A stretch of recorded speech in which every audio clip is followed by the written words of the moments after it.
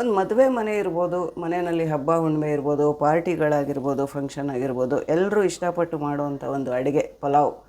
ತುಂಬ ಬೇರೆ ಬೇರೆ ವೆರೈಟೀಸಲ್ಲಿ ಪಲಾವ್ನ ಮಾಡ್ತಾರೆ. ನಾನಿವತ್ತು ಮಾಡಿರೋದು ಪಕ್ಕಾ ಟ್ರೆಡಿಷ್ನಲ್ ಸ್ಟೈಲು. ಹಿಂದೆ ಎಲ್ಲ ನಮ್ಮ ಮನೆಗಳಲ್ಲಿ ಮಾಡ್ತಾ ಇದ್ದಿದ್ದ ಮೆಥಡಲ್ಲಿ ಮಾಡಿದ್ದೀನಿ. ಇದು ಯಾವ ಮೆಥಡೇ ನಾವು ಫಾಲೋ ಮಾಡಿದ್ರು ಈ ಮೆಥಡ್ ಫಾಲೋ ಮಾಡಿ ಮಾಡೋದಿದೆಯಲ್ಲ, ಇದ್ರ ರುಚಿ ಯಾವುದಕ್ಕೂ ಬರಲ್ಲ. ಇದು ನನ್ನ ಅಭಿಪ್ರಾಯ. ನಿಮ್ಮ ಅಭಿಪ್ರಾಯ ಏನು ಅಂತ ಕಮೆಂಟ್ ಮಾಡಿ ತಿಳಿಸಿ.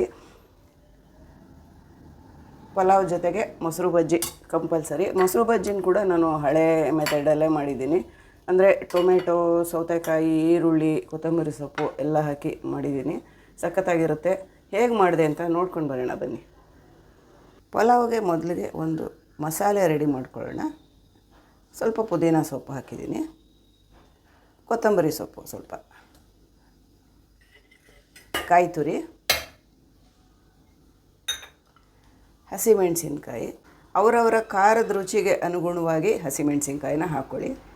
ಬೆಳ್ಳುಳ್ಳಿ ಬಿಡಿಸಿರೋ ಸ್ವಲ್ಪ ಬೆಳ್ಳುಳ್ಳಿ, ಒಂದು 10 ಎಸಳಷ್ಟು ಬೆಳ್ಳುಳ್ಳಿ ಹಾಕಿದ್ದೀನಿ. 1/4 ಪಾವಷ್ಟು ಅಕ್ಕಿ ಹಾಕಿದ್ದೀನಿ.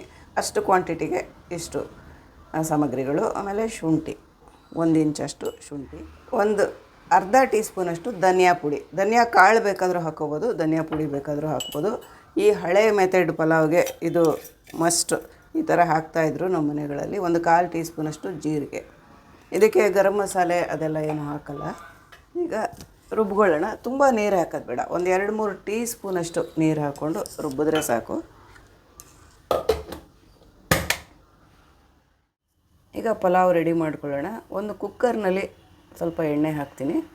ಇಲ್ಲಿ ಎಣ್ಣೆ ತುಪ್ಪ ಎರಡು ಒಟ್ಟಿಗೆ ಒಗ್ಗರಣೆ ಮೇಲೆ ಹಾಕ್ಬಿಡ್ತೀನಿ.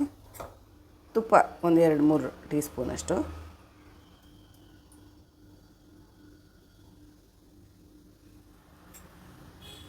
ಸಾಸಿವೆ, ಸ್ವಲ್ಪ ಸೋಂಪು, ಒಂದು 1/4 ಟೀ ಸ್ಪೂನಷ್ಟು ಸೋಂಪು ಹಾಕ್ತೀನಿ. ಮತ್ತು ಸ್ಪೈಸಸ್ಸು, ಪಲಾವ್ ಎಲೆ, ಒಂದು ಸಣ್ಣ ಚೂರು ಚಕ್ಕೆ, 2 ಏಲಕ್ಕಿ, 2 ಲವಂಗ. ಇದು ಸ್ಪೈಸಸ್ ಅವ್ರವ್ರ ಇಷ್ಟದ ಪ್ರಕಾರ ಹಾಕ್ಕೋಬೋದು. ನಾನು ಸ್ವಲ್ಪ ಲೈಟಾಗಿ ಹಾಕಿದ್ದೀನಿ. ಈರುಳ್ಳಿ, 2 ಈರುಳ್ಳಿ ಸಣ್ಣ ಸೈಜಿಂದು, ಬೀನ್ಸ್. ತರಕಾರಿಗಳು ಯಾವ್ದು ಬೇಕಾದ್ರೂ ಹಾಕ್ಕೊಳ್ಬೋದು. ನಾನಿಲ್ಲಿ ಕ್ಯಾರೆಟ್, ಬೀನ್ಸ್, ಬಟಾಣಿ, ಕ್ಯಾಪ್ಸಿಕಮ್ ಇಷ್ಟೇ ಹಾಕಿದ್ದೀನಿ. ಕೋಸು, ಆಲೂಗೆಡ್ಡೆ ಇದೆಲ್ಲ ಆ್ಯಡ್ ಮಾಡ್ಕೊಳ್ಬೋದು ಬೇಕಂದರೆ.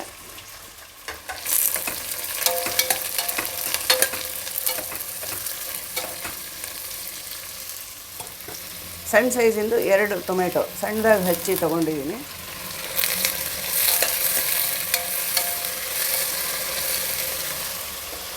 ಬಟಾಣಿ, ಫ್ರೋಝನ್ ಬಟಾಣಿನ ಇಲ್ಲಿ ತೊಗೊಂಡಿದ್ದೀನಿ.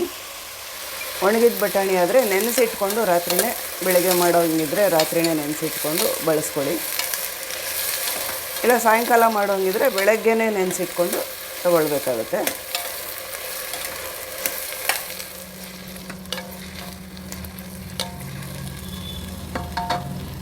ತರಕಾರಿಗಳನ್ನೆಲ್ಲ ಸ್ವಲ್ಪ ಹುರಿದಾಯಿತು. ಒಂದು 2 ನಿಮಿಷ ಹುರಿದಿದ್ದೀನಿ ಒಗ್ಗರಣೆನಲ್ಲಿ. ಈಗ ರುಬ್ಕೊಂಡಿರೋ ಮಿಶ್ರಣನ ಇದರಲ್ಲಿ ಸೇರಿಸ್ತಾ ಇದ್ದೀನಿ.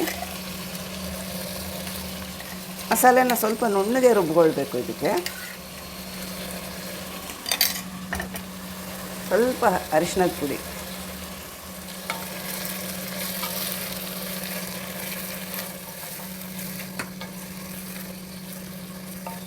ಒಂದು 2 ನಿಮಿಷ ಹುರಿಬೇಕು. ಮಸಾಲೆ ಹಾಕಿದ ಮೇಲೆ 2 ನಿಮಿಷ ಹುರಿಬೇಕು.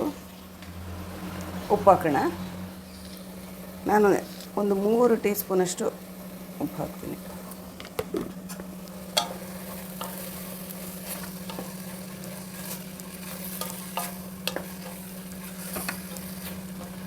ಮಸಾಲೆ ಒಗ್ಗರಣೆ ಎಲ್ಲ ಸೇರಿಸಿ ಹುರಿದಿದ್ದಾಯಿತು. ಈಗ ತೊಳೆದಿಟ್ಕೊಂಡಿರೋ ಅಕ್ಕಿನ ಇದರಲ್ಲಿ ಹಾಕ್ತಾಯಿದ್ದೀನಿ. ನಾನಿಲ್ಲಿ ಸೋನಾ ಮಸೂರಿ ಅರ್ಧ, ಬಾಸ್ಮತಿ ರೈಸ್ ಅರ್ಧ, ಆ ಥರ ತೊಗೊಂಡಿದ್ದೀನಿ. ಬಾಸ್ಮತಿ ರೈಸೇ ತೊಗೋಬೇಕು ಅಂದರೂ ಪರವಾಗಿಲ್ಲ, ತೊಗೊಳ್ಬೋದು. ಇಲ್ಲ ಬೇಡವೇ ಬೇಡ, ಬರೀ ಸೋನಾ ಮಸೂರಿ ಅಕ್ಕಿನಲ್ಲಿ ಮಾಡಿಕೊಂಡ್ರೂ ಚೆನ್ನಾಗಿರುತ್ತೆ.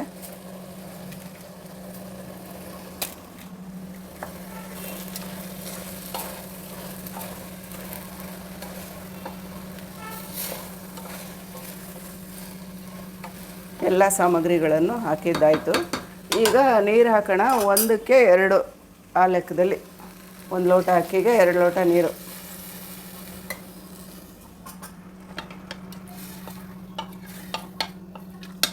ಈಗ ಇದು ಒಂದು ಕುದಿ ಬರಬೇಕು.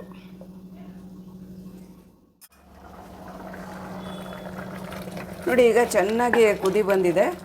ಈಗ ಕುಕ್ಕರ್ ಲಿಡ್ನ ಕ್ಲೋಸ್ ಮಾಡೋಣ. ಅದಕ್ಕಿಂತ ಮುಂಚೆ ಕ್ಯಾಪ್ಸಿಕಮ್ನ ಹಚ್ಚಿಟ್ಕೊಂಡಿದ್ದೆ, ಒಂದು 2 ಸಣ್ಣ ಸೈಜಿನ ಕ್ಯಾಪ್ಸಿಕಮ್ನ.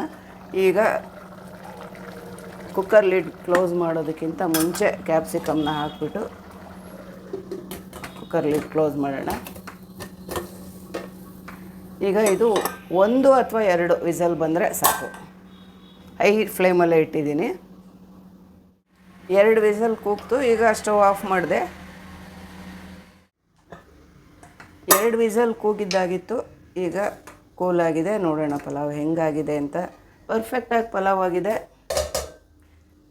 ನಾವು ಒಂದು ಕುದಿ ಬಂದ ಮೇಲೆ ಲಿಡ್ ಕ್ಲೋಸ್ ಮಾಡಿ ಪಲಾವ್ ರೆಡಿ ಮಾಡಿದ್ರೆ ಈ ಥರ ಹೊಂದ್ಕೊಂಡು ರೆಡಿ ಆಗಿಬಿಡುತ್ತೆ. ಇಲ್ಲ ಅಂದರೆ ತರಕಾರಿ ಒಂದು ಕಡೆ, ಅಕ್ಕಿ ಒಂದು ಕಡೆ ಆ ಥರ ಆಗುತ್ತೆ. ಸೊ ಈ ಮೆಥಡ್ನೇ ನೀವೆಲ್ಲರೂ ಫಾಲೋ ಮಾಡಿ.